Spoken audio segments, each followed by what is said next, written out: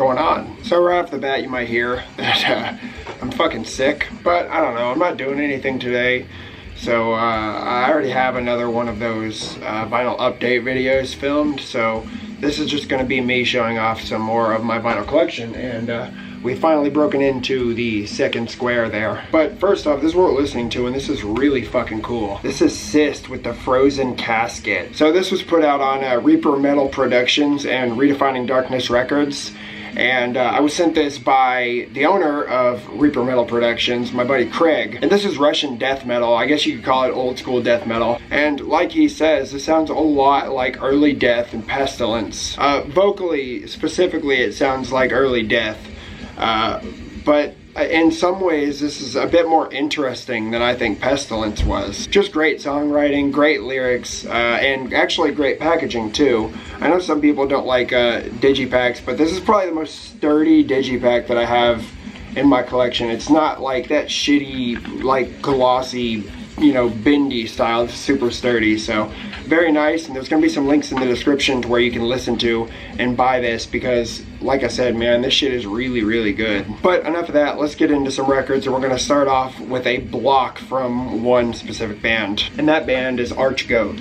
This is Angel Cunt, Tales of Desecration. This is the first EP from Archgoat from 1993. This is a little bit different from what they've done on pretty much any of the full-length albums, in the sense that this is pretty much consistently fast and mean throughout the whole thing. You know, whereas on the later albums there are those slower moments. This is a Deborah Morty repress of this, and I think this was reissued in like 2017 or 16 or something. But it's actually quite nice. You got a thickener sleeve here with just some credits and a cool image on that side. And this also comes with a booklet, a big booklet. It doesn't include lyrics or anything like that, but there are just pictures, which is pretty cool. This is just black vinyl, but it's got a really cool like screen print of the band logo on that side. And I also have a picture disc of Angel Cunt as well, which is cool. I'm not sure what year this came out in, but I think this was limited to 500 copies. But no cover, nothing like that, it's just a disc. So considering Archgoat had been around since very early 90s, I don't think it was in the 80s at all. They hadn't even put out a debut album until 2006. And that was this one, Whore of Bethlehem. Now this one was, like I said, a bit different in the sense that this is fast and it is mean, but it also has points where it gets slow and it gets groovy. And that, is, for me, is when Archgoat is at its best, is those slower moments. Because not only do they sort of break up any type of monotony that a lot of Black Death seems to have, but it makes it memorable, it makes it fun to listen to. And this is another Deborah Morty press. I think these were like 2015, but these are really nice because you got the booklet attached to the actual gatefold.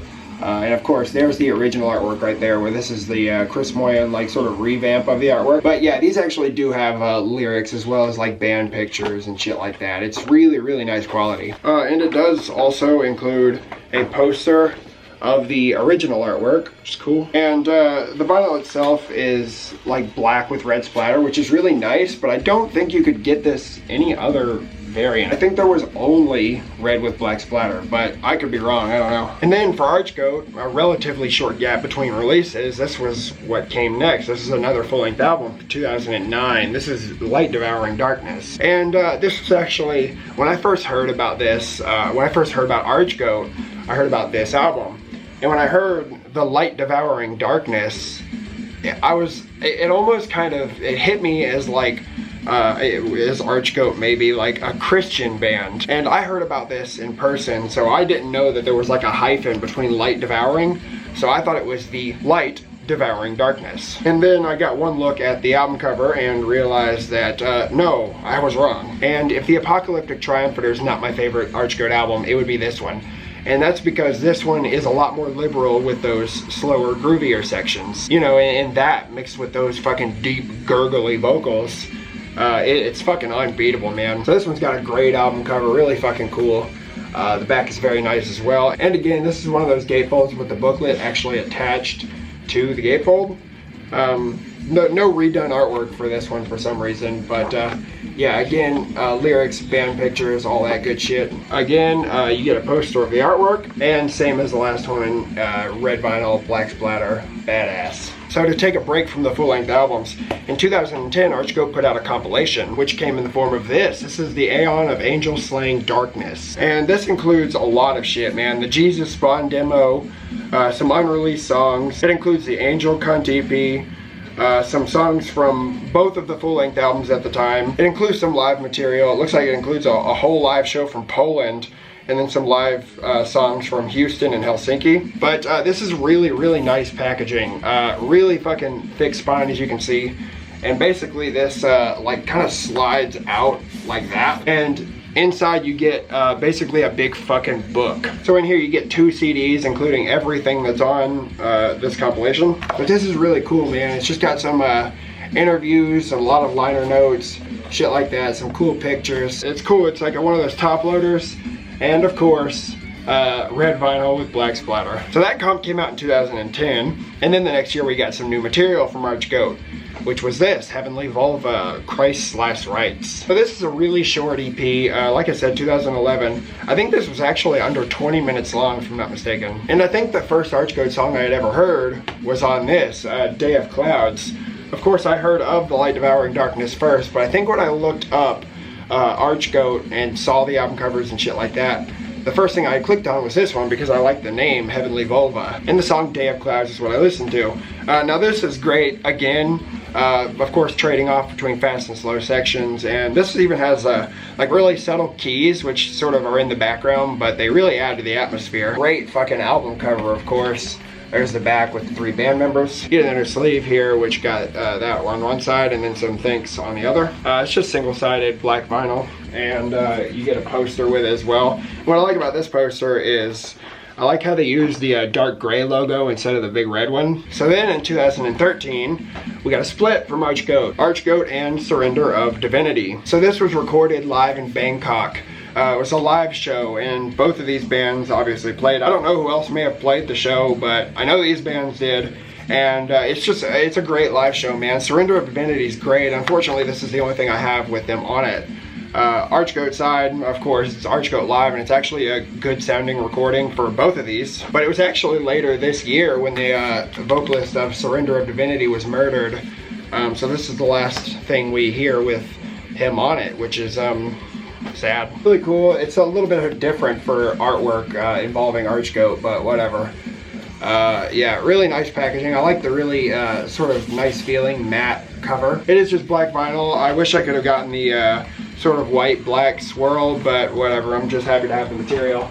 And of course this also, again, comes with a poster.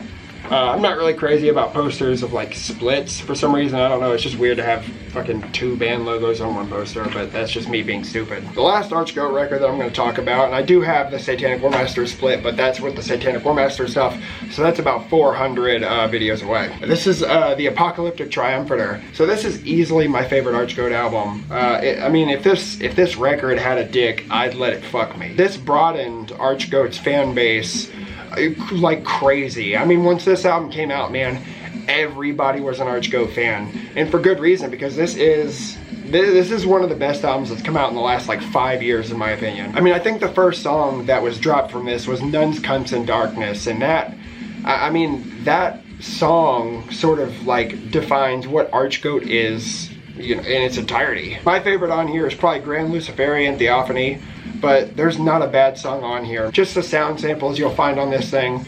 The vocals are fucking ridiculous. The slower sections are ridiculous. It's fucking unbeatable, man. Again, great fucking album cover. You see that statue that's in that Cleveland cemetery that UV also used. They used like a photo of it though. There's the back right there. Again, really nice fucking booklet. Deputy Remorti does a great job with all these Archgoat releases. And of course this has all the lyrics and shit like that. And it comes with a poster. I've had this poster in and out of frames a bunch of times, but I have a feeling it's gonna make its way into a frame again here soon. One of Finland's finest, man. Just unbeatable. Archgoat, Apocalyptic Triumphator, and that's all the Archgoat shit I have, so whenever something else comes out, I'm all over it. Alright, these next couple records I'm gonna kind of blow through because I just talked about them recently. This is Argoslint with the first 3 demos, 1990 to 1994. So Argoslint is one of the best United States death metal bands, easy. I mean, in terms of riffs, it's absolutely bulletproof. And you can hear that all the way back to the demos. Of course, you have the Entity, the Imperial Clans, and Bastard Son of a Thousand Horse. With each one of these, the production gets noticeably better. So the first demo on here, the Entity, is really fucking raw. The Imperial Clans, the last one, it sounds a little bit closer to what you hear on the albums. They're out of order on here. The first and third demo are on the first record, but that was just so you could fit it all, you know, without having to break up the demos. So I don't care, but really fucking cool artwork. One of the best logos in the game too, man. There's the back right there. A bunch of completely unreadable lyrics because they are way too fucking small. And double LP, black vinyl. And then we have another demo from 1996. I believe this is actually the fourth demo, Arsenal of Glory. And like the other one, I think, this is a 2016 Drakkar press. A lot more fucking glossy, as you can see. This has one of my favorite Argus Flint songs on it, which is Hymns of Conquest. And it's got an inner sleeve here. With a picture on that side and a bit of credits, and then you have the lyrics on that side, and I believe, yes, just black vinyl. These might be the last two I talk about, but maybe I'll pull some extra shit out, because I don't think this video has been as long as the other ones have yet. Yeah, Arisminda, Within the Vacuum of Infinity. Debut album from 2009. Of course, Black Twilight Circle fame. Arguably the best Black Twilight Circle band, easily the most popular Black Twilight Circle band, and for good reason. I mean, Arisminda's great. They're great live. Musically, they are very unique. And me being somebody who doesn't really, I don't play any instruments, I'm not exactly sure how to describe music all that well. You know, I can describe how things sort of maybe sound, but I don't know how to describe instruments, so I don't really know how to describe what makes this so unique. But something about Arisminda, it just has this sort of sadistic feel throughout the entirety of everything they've ever done. And this is no different, and I think a lot of that comes maybe from the vocals, which sound just really fucking pained. This is great, really fucking cool. There's the back right there. Again, really nice logo. Super thick spine on this one. It's good quality. Now, it is a double LP and like a sort of single pocket jacket, but whatever. This comes with all the lyrics. And this is a double LP, like I said. I don't have the gray vinyl, which I think was 100 copies. I have the black vinyl, which I think might be 400 copies. So then, skip Without Circumference Nor Center, which I don't remember what year that came out in. In 2014, we got this. This is Stillbirth in the Temple of Venus. A lot of people say that this is the best Arisminda album. I don't really know. I like them all, so whatever. This one's got a really cool cover too. I actually got this from the vocalist of Arisminda. I wanted a copy. I messaged him, asked if he had any, and he said he did. So I sent him some money, and he sent me this. And he actually sent me the more limited version too. But there's the back right there. This is a double LP, but just really fucking nice blue vinyl. I love the labels on this thing.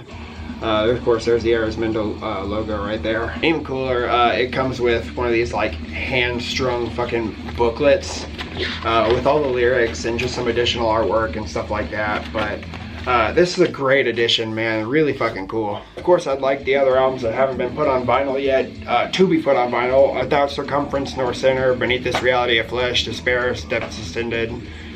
Just whatever they haven't put on vinyl yet, I'd like for it to be put on vinyl because I'd like to own it all, and I just spend most of my time listening to records, so I'd listen to those more. I don't even have Without Circumference Nor Center, so I think I'm gonna end it there. We've got through only like fucking 3 bands, but I showed a lot of shit off, and I will be back soon. In the next one, there's actually a little bit more diversity. But not much. So if you got through it, thanks for getting through it. We'll do this again soon, and make sure you check out this fucking CIST record. Again, shit in the description. So check that out, and we'll be back soon, guys. Later. If you wanna be free, don't think about me, don't you look